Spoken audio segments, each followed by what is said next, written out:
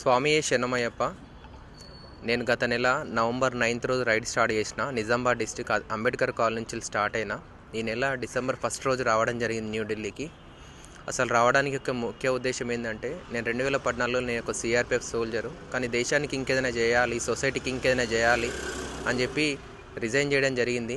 మళ్ళీ కాంపిటేటివ్ ఎగ్జామ్కి రావడం జరిగింది. అయినా నేను సాటిస్ఫై కాలేదు. 2016లో నిజామాబాద్లో కంటేశ్వర్లో ఒక సంఘటన జరిగింది. ఒక భర్త భార్యని ఆడపిల్ల పుట్టిందని అతి క్రూరంగా చంపి బయట నుంచి తాళం వేసుకొని వెళ్ళిపోయాడు. పైన లైబ్రరీ ఉండే. పొద్దున డిపార్ట్మెంట్ వాళ్ళు వచ్చిర్రు. ఎంక్వైరీ చేస్తే తెలిసింది ఏంటంటే, ఆడపిల్ల పుట్టిందని ఆమెను ఎంత ఘోరంగా చంపిండంటే స్వామి, అంత ఘోరంగా చంపిండు. ఆమె వెళ్ళేటప్పుడు ఒక ప్యాసింజర్ ఆటోలో కాళ్ళు చేతులు బయటకు వచ్చినాయి. ఆమె వెళ్ళేటప్పుడు ముక్కులో నుంచి నోట్లో నుంచి కంటిన్యూగా బ్లడ్ వచ్చిందంటే, అంటే గడ్డలుగా బ్లడ్ పడిపోయింది. నేను ఆమె తన సిస్టర్ని మర్చిపోలేకపోతున్నా. మళ్ళీ నేను చదివే క్రమంలో ఈ సేవ్ గర్ల్ డిపార్ట్మెంట్ గురించి చదివిన. ఈ సేవ్ గర్ల్ డిపార్ట్మెంట్ ఏంటంటే, వన్యప్రాణుల సంరక్షణ చట్టం 1972లోనే సపరేట్గా యానిమల్స్ కోసం పోలీస్ స్టేషన్ని, సపరేట్గా కోర్టులను ఏర్పాటు చేసిరు.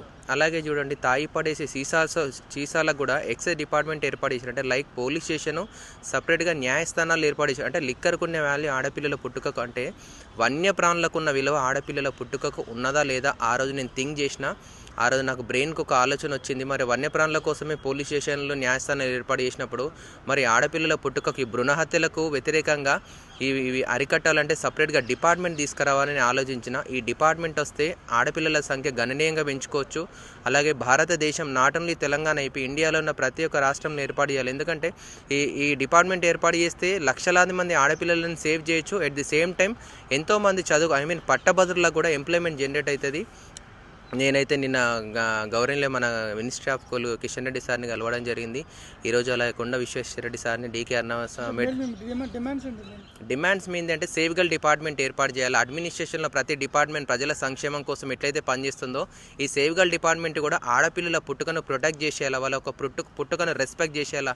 ఆడపిల్లల సంఖ్యను 2018లో ఆర్టికల్ వచ్చింది, సంవత్సరంలో దాదాపు 20 లక్షల మంది ఆడపిల్లలు చనిపోతున్నారని. అదే బీబీసీ క్లియర్గా రాయాలా. భారతదేశంలో, ఇండియాలో అంటే వాళ్ళు ఏ దేశంలో కూడా ఆడపిల్లల పుట్టుకకు సపరేట్గా డిపార్ట్మెంట్ ఏర్పాటు చేయలే.